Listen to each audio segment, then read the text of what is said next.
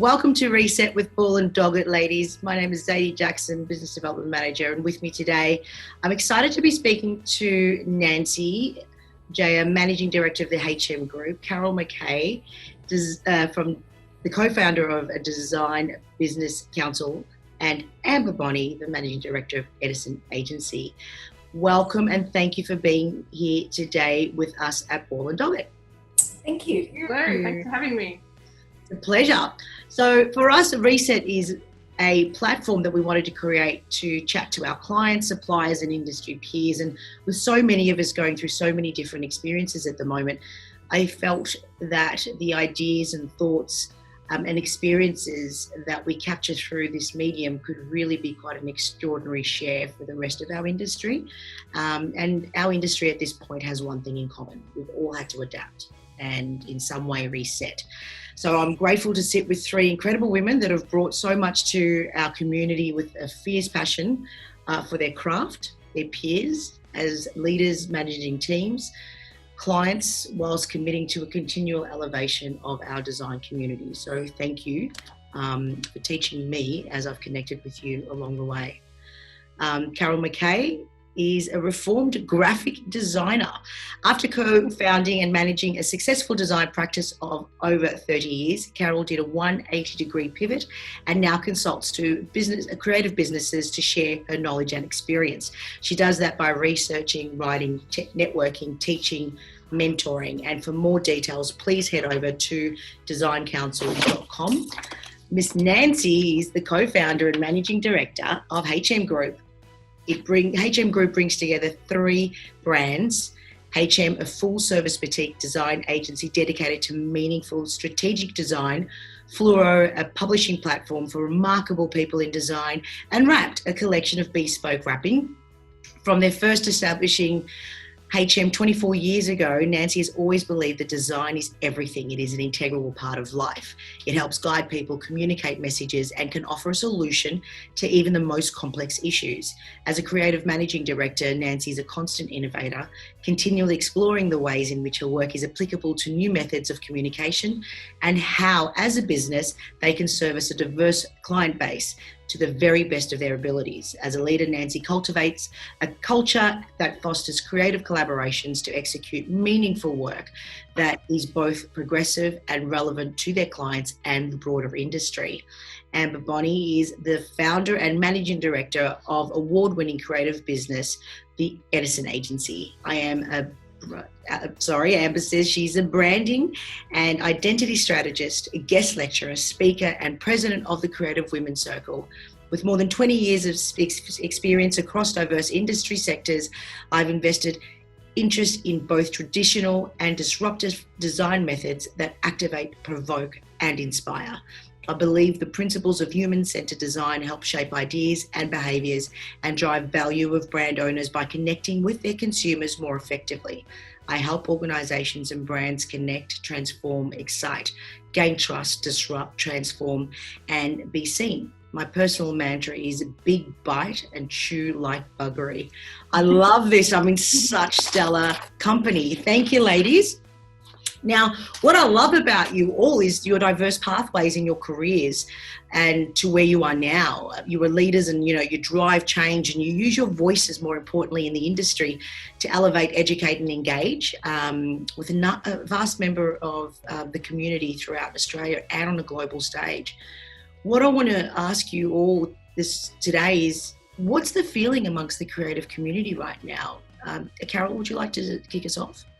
Oh yeah, I can talk from the designers that we work with, and I think that like society, it's a full gamut of emotions, and often the full gamut of emotions are in the same day. Yeah. Most people are really positive. That many that we've worked with have, some have actually prospered during the time, and they're mindful that people are losing their jobs, but there has been time to sit back and regroup. And we haven't really had, many small business owners just don't have that space in their head, whereas it's a forced stop. So many are relooking at how they work, who they work with, the industry sectors. They can question everything. Yeah. And I think that, we've had a lot of discussions, Nancy and I, about, and with Amber, what we will return to, what space do designers need to return? And there's going to be a lot of people who don't return to the studio full time. There's going to be a lot of studios that are downsized. Yes. And there's going to be a lot of designers that choose to work in a different way. I think the one thing that this has shown us is that clients don't expect all designers to have a fantastic space anymore, that their clients are really comfortable that great creativity can happen regardless of what the physical space is. So it's almost a leveler in that way. Yeah, I think I agree with you, and I really enjoyed your newsletter this week, which touches on exactly this. So I think it's a great contribution to kick us off this morning. Nancy, would you like to follow, please? Yeah, I'd love to highlight something that Ball Doggett are doing today with this. And as Carol pointed out, we've connected before this. The community's united. So that's the feeling. And it's wonderful. I don't think that I've ever had more conversations with you guys in a short period of time. And that goes for all of you three amazing women sharing this room with me. And I just think we're checking up on each other more. The collaborations, potential collaborations are being spoken about. So there's a sense of unity. That's what I'm feeling is the feeling in the creative community at the moment. And how lucky are we to be part of it, right? That's what I feel. Absolutely. And some of us are driving it too. So I feel quite proud, Zadie, you're one of them driving this conversation. Carol, you're constantly driving conversations, but I think, I feel quite proud personally to be part of this, but also being able to drive some of those conversations as well. Absolutely, absolutely. Amber, your thoughts? Yeah, I agree. I mean, I think at the beginning, like everyone, there was a destabilisation where there's a lot of confusion amongst people. But I think what out of that confusion came, as Carol said, and as Nancy said, more sense of unity. Because, I was checking in with people were checking in with me, people I hadn't spoken to for a really long time, just saying, hey, hope the business is going well, hope your family's going well, we're thinking of you.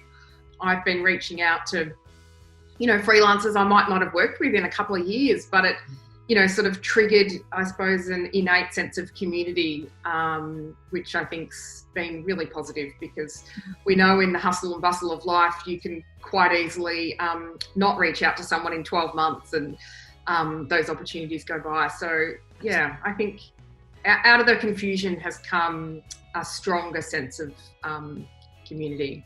I agree, and I find it so refreshing now. When you have an email response and you always sign off with "stay safe," there's this beautiful, empathetic experience that you're sharing with your people that you're communicating with, and I'm relishing in that at this time too. So, and are the lines blurred? Like the lines, my work-life balance has always been blurred, but more so as we see inside everyone's home and we meet their children, we meet their dogs, the lines have blurred to the point that the unity isn't unity in the industry sector, it's unity between families and unity between social circles. Absolutely, and you get to see somebody in their true light. At home. Yeah. With favourite plant. There's been a lot of Ugg boots going on in this house, I'll tell you that much. And justifiably so. I'm with you on that. I do think, I just want to build on something that Carol said about collaboration. I think I've personally been more conscious of sharing work and thinking about people who have reached out to me, or I know might be, independent consultants, and tried to collaborate more. It's sort of been more present, I suppose, in my mind to do that and try and share the workload, which I think is important. That's a great. And do you mean, Amber, with existing business? Yeah. Yep. Yeah. I mean, there might be things that we can do, but we've made a decision to engage consultants or independent freelancers to help us out. Specifically people when they've reached out and said, we're just lots of people have lost their job. It's certainly true. And, you know, in a normal circumstance, we probably just would have got on with it and done it ourselves. But to be able to support other people in the community, you know, I think it's really important, and they've added, you know, value to the project, but we probably wouldn't have thought about it before so much. That's great. That's a really great thing. And ultimately, there's so many pillars, even through this first question, that we talk about. And it's about compassion, it's about elevation, it's about collaboration. And I think I also feel that there's a strong sense of wanting, no matter the circumstance, everyone deserves the opportunity to get through whatever they're getting through daily. So I think it's great that we're all checking in on each other and making sure we're all prospering. So, but I think that sort of steps us into the next question as well. And, you know, when we all did realise the reality of the impact when it did happen, when what we were all facing, projects went on hold. Some projects went on hold. Amber, you touched on it before. People have lost their jobs, unfortunately, and there was an absolute shift in the gear. So talk me through your thoughts on, you know, from a client's perspective, so brand behaviours in the market currently. What are the shifts and what are the changes that you guys may be experiencing? Nancy, do you want to take the lead here? So it didn't happen for us immediately, so we weren't directly impacted straight away. So it was, COVID occurred, we had always planned to adopt a remote first kind of model for our business for a little while. So to transition quickly was seamless, and it happened, and then we just kept going as usual, and we're like, well, we were pinching ourselves basically. But months have gone by and we are now noticing the change. So the impact that I could say that we've experienced, we've noticed behaviour is more of caution. So, and that goes both ways. So it's not just from a client perspective, it's also us and mine and Miguel's decision around the business. Like we were cautious from day one by immediately implementing a pay cut for ourselves. We weren't in a position to make quick decisions to reduce hours or reduce days for anyone because we were still quite busy. So erring on the side of caution, we immediately took a pay cut for, you know, thinking eventually that would probably help us remain sustainable. But a few months later, we've, you know, lost accounts.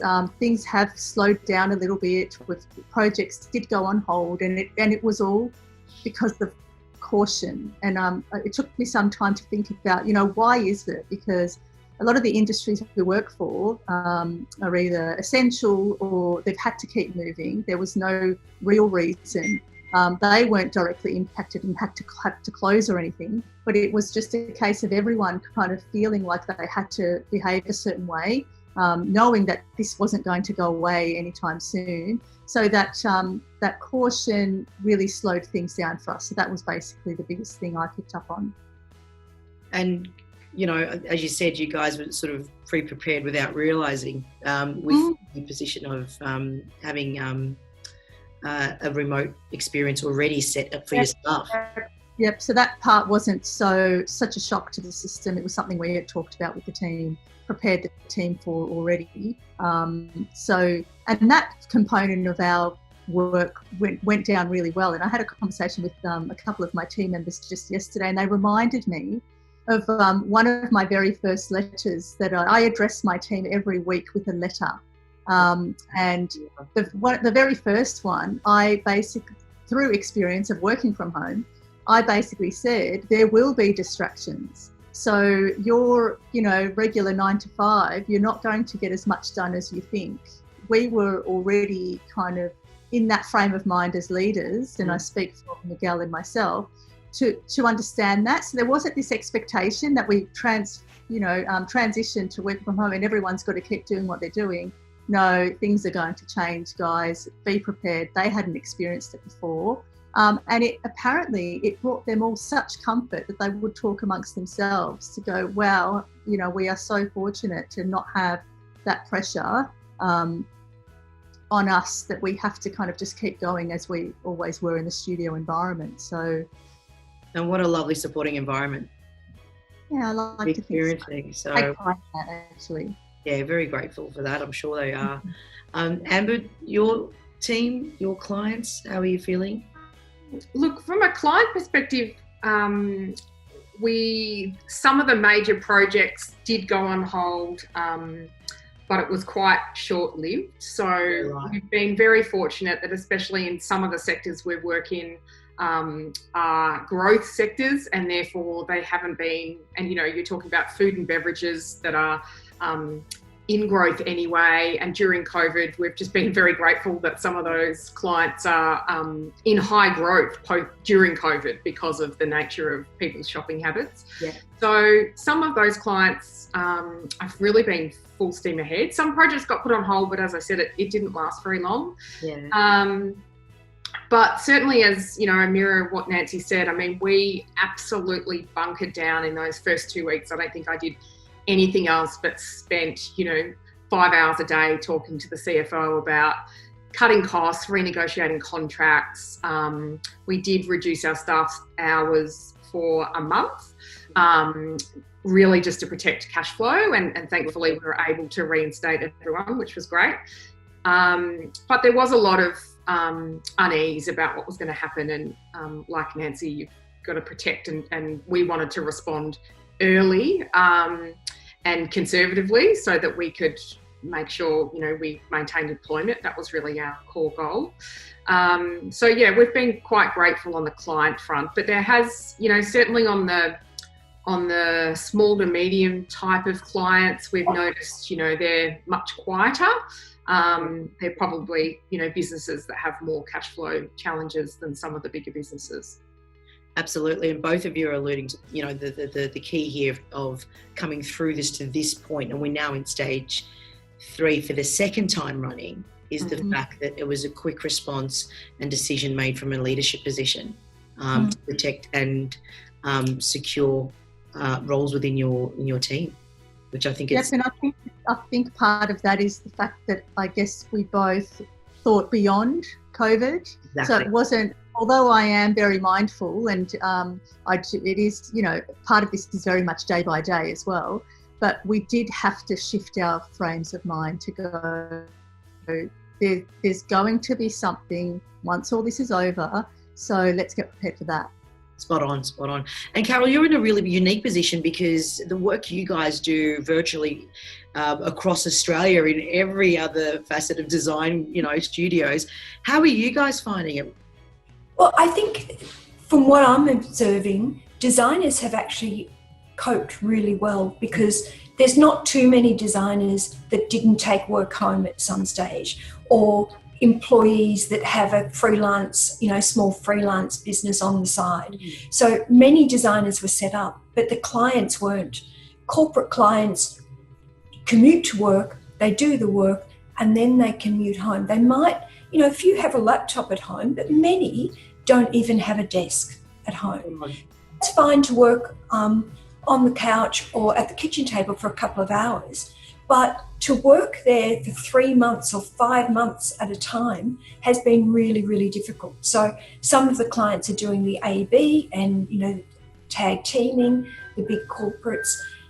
As I walk around, like we're in the middle of the city, as I walk around Melbourne, places like Deloitte's are all locked up. Like it's secure, it's been sanitised, it's secure, no one's going in. So I think that the projects being put on hold was really clients having a lot of difficulty trying to do business as usual. And like you were saying, Nancy, you just transitioned through.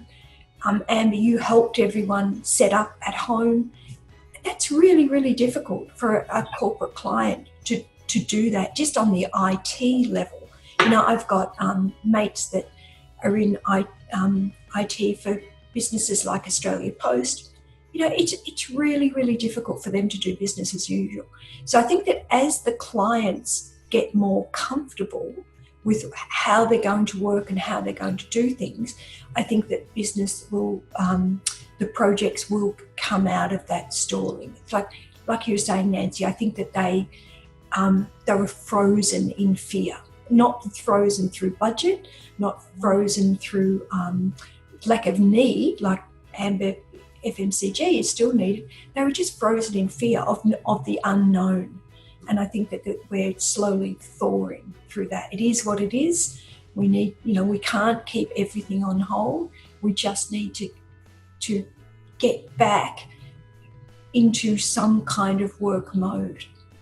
I think you made some brilliant observations, Carol, because also the cost implication of then reallocating your workforce at home to be functional, to be productive, and to come through this ride. So, yeah, there's all sorts of IT problems. There's confidentiality problems. There's health and fitness problems. There's mental health problems. I mean, it's a challenge on every single level that you can think about. And I think that designers, there's many designers, 85% less than 5 people. We're nimble, we're agile. Our clients are not as nimble, and they're not as agile. And it's an experience that I can relate to with us, the way we do business, in the sense Absolutely. You've got to wait for a week for an email. You can't just pick up and ring the landline anymore. You may not actually have somebody that's in government or council. You may not have direct mobile numbers for whatever reason. But yeah, I think, and I think this is one of the main purposes of these sessions of resetting, is to completely give a transparent experience and viewpoint to everybody else that may think they're alone in doing what they're doing. So I appreciate that. Let's jump into something I think we do pretty well, I think, as a collective on this screen: relationships. We're living in this incredible virtual world. What steps have you guys taken to ensure that your relationships are steadfast throughout this entire experience? Amber, did you want to start for us, please? Yeah, I mean, there's two sides to the relationship. There's the relationship with customers, and we've really had to start to rethink how we engage with them. Some of the traditional methods of, going out for coffees or going out for lunch, or, for us, given we work out of Sydney and Melbourne, jumping on a plane and just sitting in a workshop and that sort of thing has obviously become more difficult. So thinking about how we can make meaningful connections with people we've actually had to sit down and brainstorm, okay, if we can't make connections in the traditional way, and certainly via Zoom or Microsoft Teams, the challenge is you don't get the opportunities post-meeting to have a chat on the way to the lift, or to grab a coffee before or afterwards, or to actually round out a conversation. It's just click, bam, done, everyone's gone, which, sort of leaves you feeling a bit high and dry. You don't get to make those connections.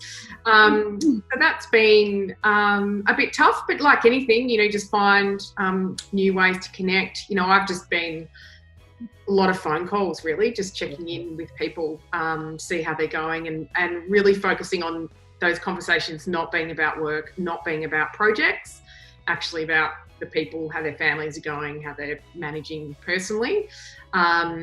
So yeah, that's certainly been really important for us. And then regarding engagement with the team, I think, Nancy, writing a letter to your team's, such a beautiful way to engage. And we've had some clients that have been doing that actually since the beginning. Every week they send out a letter to update the agency. Of course, it's, coming up to 6 months. So there's a lot of those going around now. But I think just finding new ways. I'm always thinking about new ways. We're sending staff hampers. We're doing Zoom, Uber Eats lunches. We did things like, everyone's got an Uber account, an Uber business account, and you can now connect Uber Eats to that, and you can set times and things like that. So even at an operational level, being able to deliver food to people's doors on the company account really easily is fantastic. I love that idea. Yeah, so, we used to do team lunches. I think once a month we sort of had an inspo lunch, and I'm like, oh, what are we going to do now? We can't do that. So we still have the inspo lunch. We just, everyone orders their food and we catch up. So simple things like that, I think, have been, really profound. And I really love we talked before about, you know, people's families and kids and dogs, and I've had, all of them in this room. I think what's really great is actually the kids have got to recognise other kids in the background. And now my 5-year-old will say, oh, where's Izzy? Or where's, she's used to seeing other people milling around. The clients are like, oh, where's Bethany? Is she around today? And I think that's really lovely to actually, the focus is not just about work. It's actually about the human side of people. And I think that's been really positive. Oh, that's amazing. And it really is bringing it down to that human-centered experience that we live and breathe every day, because our connection in humanity is about hopefully sharing love and, compassion, which I love that. Carol, your thoughts? How you guys have been? We've been business as usual, really, apart from the getting on the plane and mentoring face-to-face in Perth and in Sydney. We've been... And so that's all moved to Zoom. My breakfast networking meeting, that's all moved to Zoom. But really, it's not been difficult. It's been different. And because we're very much one-on-one designers that we mentor, there's still that connection. What I really wanted to talk about was some research we're doing at the moment about what clients want. So we're following some research that was done in the UK for the last 6 years that's been really, really valuable and showing a lot of insights. And we're now doing that research in Australia and surveying clients to ask them what they want. The UK research, one of the main complaints that clients had about designers, in fact 77% of clients thought their design partners did not understand the commercial reality of their business. So I think that designers do. I think that many designers understand their clients' commercial realities, but obviously we're not demonstrating that. So now is a really good, many of the designers that I'm dealing with are saying it's really hard to keep in contact with clients because I don't have anything new to say, that we don't, some of the projects have been put on hold. How do I make contact with them? What do I say? How do you continually continue the conversation? That's how we do it. Now is the time for designers to do some industry research about that client sector or that client market, or look at their competitors, look at other countries, and put that information together, not as a white paper, but as an interesting infographic or a bite-sized chunk of information, and share it with your clients. I think that now is the time, while we're making contact, that you can really build on the relationship you've got with the client. And also using your resource time that's allocated in your working day to make it functional and actually be able to deliver something of purpose and value to a client that they actually may not need or didn't know they needed in the first place, and that it starts a new conversation that way. I think that's marvellous. To demonstrate, and I think it's a really nice thing for designers to do as well. Like, it doesn't just have to be the design studio owners. I think it's a really nice task to say to designers, look, we're not trying to design waiting for a light bulb to come up in our head. We're designing from demographic facts, and we're designing from research, we're designing with strategy. Let's collaborate. You research this, I'll research that. Together we'll put it together, and we'll have a really powerful piece of information that will just wow the clients. They'll be gobsmacked at it. And the fallout from that as well is the fact that although team members are working in different dining rooms or offices and stuff, there is an elevation of a skill set that may have been dormant for a little while in research and understanding how to then articulate that into a team environment. And I think from a motivational perspective of, you're not actually alone at home, you are actually working in a team environment on something purposeful, which I think is really exciting. Yeah, it's working with intent, isn't it? Absolutely, absolutely. We want to go through the next question, and you guys already touched on. We did have one earlier spoke about how you've supported the teams working from home and along with your clients, and I think you guys articulated that with such a breath of fresh air, because it comes with also being a leader with emotional intelligence and an understanding of what the needs of your teams actually, what's the physical need, what's the emotional need, what's the mental need, and also then translating that to your clients and what they need. And you've just opened another conversation up, which I think we could talk for hours on, Carol, which I think is just brilliant. So I think I'm going to jump into, we are reflecting back now because we are living in some strange times. And if you guys look back to the last sort of quarter, what do you think you would have achieved that under normal circumstances may not have been a consideration? Nancy, do you want to lead there? Well, working as a team in our respective homes. That was something we had always wanted, but would have needed, at least a year of planning totally. But this forced transition, which had to happen within 2 days, I realised, wow, anything is possible. So that aspect of being able to successfully work as a team is something that I've learned is possible, basically. And it was, I think it's thanks to that forceability that we had no choice but to transition as a team.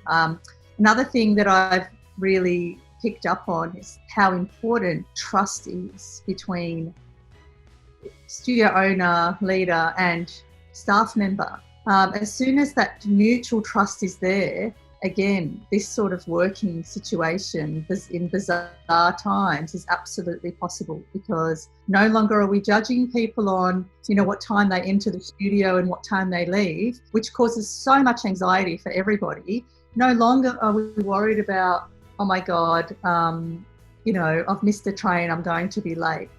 Let's not sweat the small stuff, people. It's a matter of getting the work done. We're servicing our clients, doing what we love, partnering our clients, being able to be there on the daily for our customers in the hours that we please. So it's been a real wake-up call for me. Having run my studio for 24 years, it is easy to get caught up in some old school ways, and I always saw myself as progressive and, never old school. But I realised during this time that there were some elements that I have taken from, 10, 15, 20 years ago with that 9 to 5 mentality, yes, which is absolutely will be no longer in our studio. I will tell you now, that flexibility that I have always questioned, why can't every employer give parents flexibility? We always did, but now it's possible and people are getting it. People are getting that flexibility that they deserve, and it's thanks to the trust and respect that's mutual between the two parties. And it's exactly what you were talking about earlier, Carol, about the landscape of how we communicate, how we do business, how we engage, how we interact. That has changed as we know it. So we either embrace and adapt to it in a way that suits your business model and that meets the needs of your customers, which, and by that I mean your internal stakeholders, your external stakeholders as well. So, Carol, do you want to talk us through your thoughts on, He's covered that really well. I think that if anything, the relationship between designers and their clients has strengthened on a personal level. That at the very start of COVID, we sent out a survey to say, let's do a snapshot now, and I'm going to do another snapshot at the end. I just don't know when the end is. Every time I think, I'll get these questions ready, and then it's not the end. So it could be December when I do the next one. But at the start of it, it was evident that designers were seeing their clients in a different light. like literally in a different light, physically in a different light.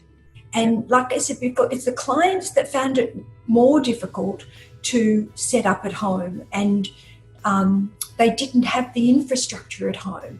We had clients running out and trying to find dongles and they had really crappy internet, or they were in a inner city suburb where everyone jumped on the internet and suddenly it went down to sludge. And especially when there is the home schooling, when you've got 4 adults all trying to be on the internet at the same time. So I think that seeing clients without the perfect attire on, without the perfect face on, without that mask of corporate meant that there wasn't the hierarchy that. And so, like you're talking, Amber, if there's you don't get to do the walk from the lift to the corner office, or I've got the meeting room, you haven't got the meeting. All of that was gone. So it was very much a one-on-one relationship. And I think coming out of this, that's going to be really interesting to see how long that more personal relationship lasts. And I think it's going to last a while. I think that there's been a lot of things broken down, like you were talking, Nancy, that things that we just took for granted were part of working with someone is no longer there, because all of a sudden we've seen their dog, we've seen their kid being a ninja trying to get through behind, thinking that no one can see them. I've seen more bedrooms than I will ever see in my entire life. Absolutely, yes. I completely agree with you. Amber, your position? I can't even remember what the question is now. Right. I love listening to the responses. I know. So I guess, what we're looking at is, given that we are where we are now and we were in a forced position, what have you achieved that you normally wouldn't under normal? What is normal, right? So on the previous norm that we know, circumstances. Well, firstly, I'm proud of the fact that I run a business and I can afford to pay myself, contribute to the family and pay other people. I think this time in the industry has really forced me to stop and think about that and be grateful for that. I'm typically a person that is very future focused. I'm always on the go. And it has been something I've been personally trying to develop over the last, 5 years, is actually be a bit more present. So COVID has forced me to stop and consider, the impact of running a business and supporting, people who are supporting other families. And at times over the past 6 months, that's emotionally weighed really heavily on me, especially in the first few months. I had an employee when we were cutting everyone's hours down in that month, who literally was just about, his wife was just about to have a baby, moving down to a single income. That was a very difficult decision to make. But I think moving forward and out of that, I think what I've learned is that if you sort of lean into that inner resilience, that you really can get through anything together. And I've definitely had my lifetime of hard knocks and always managed to get back up. And I think this is just one of them. But I think also Carol and I spoke earlier in the week around, I do think potentially I miss having a physical space. So unlike Nancy, I think my idea of running an agency, if we had to just do everything remotely, would be less appealing to me personally in terms of the way I like to work. But I've certainly moved out of the comfort zone and learned a few things about, the way I communicate and the way that I can potentially communicate better remotely, because a lot of the nuances that we have learnt in communication and language that when you're in front of someone, and the way that you read a situation or a meeting is very different to when you're just looking at a headshot on a screen. And so it has helped me a lot to think about how I communicate with people, and how clear, probably much clearer we need to be when you're working remotely. A lot gets lost in translation, I think. Great point. It's very easy to bang out a quick email and hope that that person's understanding it. Might have been an easier verbal conversation in person, but it's very different face to face. Because that balance now changes between non-verbal tone and content. Yeah. It's the 50. It's different. And I just don't think humans are actually, we haven't evolved to that level yet. There's like a missing level of communication that I think in the digital environment, we're not quite there. In the first few months, we found it quite difficult. Even with clients, there just seemed to be a lot of, hearsay around, are you okay after that meeting? It sort of seemed a bit, and I'm like, yeah, everything's fine. Everyone was sort of second guessing that everything's going to be okay because they couldn't quite read the environment. I think people are getting better. So I think, as an outcome, the core takeout for me is probably knowing myself better and just appreciating the way that I like to work and the way that I am the best version of myself. And then a bit of, personal development in being very pointed and clear in communication. Yeah, I think a lot of those learnings would translate to a lot of conversations like this on Zoom if people were talking, because there are so many similarities that we're experiencing, as whether it's people in business or families at home. There's a different level of clarity that needs to be defined on every level, which, and I think if we talked about, trying to evolve and adapt into that space, I think it's a really powerful thing that you can sit back and just, listen and go, what am I hearing? What are the needs of the people that I'm responsible for? Or what are the, so I think it's the learnings I think out of this, I think moving forward, whether you call it the new world order or the new ideals, it's a really exciting and positive experience that I know I'm looking forward to. Would you share that? It's interesting what you're saying about listening, Zadie, because a lot of those really collaborative discussions that we have, and I include in the discussions I've had with you guys over the last couple of days, Zoom doesn't really let you collaborate because someone speaks and then someone stops and then the next person speaks and then they stop. And I realise I talk over people all the time. So do I. Me too. Finishing a conversation, I'm like, yes, and blah, blah, blah, blah, blah. And I have been in a couple of committees with all blokes, and Zoom and especially Google Hangouts works on voice recognition, and the bloke's deeper voice grabs the screen and the software goes to them. So whoever the AI behind it was designed by blokes, I'm thinking. So it's interesting. Another disadvantage we need to work on. Exactly. So it's interesting that, and again, Amber, when you were talking about that intuitiveness, when you're sitting opposite someone and you're looking at their body language and you're looking at their the shifting in their seats and being able to talk over them and toss around an idea, that's not really Zoom worthy. I've had some great conversations, but it's just not the same as sitting in Nancy's meeting room and talking about something that we're both looking at a whiteboard and tossing around an idea or a strategy. I think that it is a little bit of a stilted way of working, and yet it does force me to sit back and listen and wait for people to stop talking. But I was going to say that there's the positive. I'm personally loving the technology and allowing me to be more connected than I ever have with people. But it also has taught me to just stop and listen. Because I do have this tendency to kind of get really excited. I'm quite passionate and emotional, but it's I think it's a positive thing to be able to do, just sit and listen to someone speak. until it's your turn. Of course it is. And Nancy, I can't imagine you being as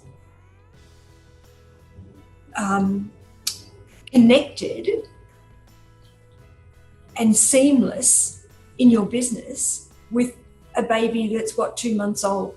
I know. How good's that? Exactly. The timing was extraordinary. That it has been, when we spoke maybe a year ago, you were talking about having 6 months off to regroup. That's right. I didn't want to make this about me and my gorgeous baby, but let's talk about him. So he was born, and I was able to. He was born like a week after we transitioned into this working from home business in COVID, like mid-pandemic.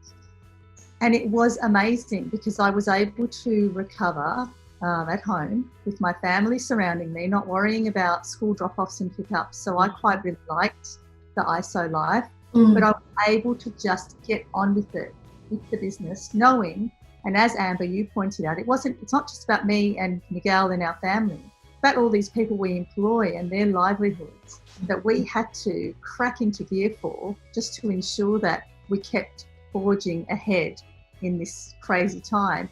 And I did that with a brand new baby on my breast, had meetings I would have never had so early after or so soon after having a baby, because these meetings I would have probably been expected to attend at interstate or at an office, which I wouldn't have. So I would have missed out. But here I am running an agency with a brand new baby, and I have never felt more empowered in my whole entire life. Let me just tell you. And you're doing it with such grace. You were doing it with such grace. Well, thank you. But we all are doing really well in our own way, because it's a tough time for every single person. And I just happen to have a newborn kind of thrown into the mix, which has, I will say, added an extra element of challenges. But there have been so many positives that have come out of being connected technologically, that has meant that I am now even more connected spiritually with people. It's been wonderful. And hopefully, Nancy, this becomes the catalyst for women to not have to make so many personal sacrifices in their career when they have a child, that they can connect in to important meetings virtually, and they can stay engaged if they choose to do that. As opposed to, what for lots of women who are passionate about their job, they find that time, the disconnection from work or their role equally as challenging, because, they've gone from it being their whole world to nothing. And sometimes, just an hour a day of checking in or connecting on something that's important to you might make a massive difference to a new mother's mental health in general. Yep. Absolutely. And I hope that I can inspire women who, watch this interview in the days, months, years to come, because I believe we can have it all. As women, we absolutely can have it all. And I used to say with the right support network, but I've actually lost my support network through COVID. So I've had to, change the thinking around that. We can have it all by doing it ourselves, and it is thanks to technology, which I'm very, very grateful for. Oh, thank you so much. And I've got to say, you will be inspiring, all three of you, the viewers that jump on and watch this interview, because I know I'm feeling so much lighter and thinking other ways to support our business, to support our clients, just because of your graciousness and, experience and leadership and drive. Because I think being able to contribute today the way you have, we spoke about earlier in your bios, Nancy, you run 3 companies under the HM group. Carol, you and Greg are fearless in looking at the research, supporting and network and mentoring our industry as a whole, and you put yourselves out there constantly. And Amber, Melbourne, Sydney, family in Torquay, and you run an incredible agency. All of you guys are award winners. this is such an incredible space for me to be in, because I admire you all and I applaud you all for everything that you do to elevate the industry consistently. And I think my thanks to you guys for being here today.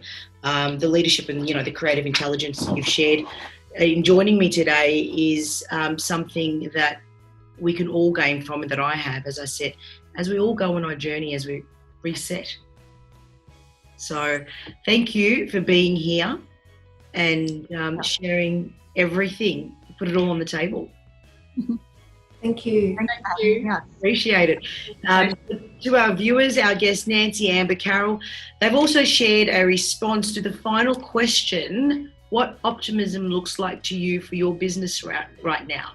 Head to the description in the channel below on the YouTube channel and feel free to comment and continue this incredible conversation. And I know the women would love you to reach out and connect if you do. So I hope you've enjoyed episode 2 with Reset with Ball Doggett. I'm Zadie Jackson, and I wish you all an amazing rest of the day.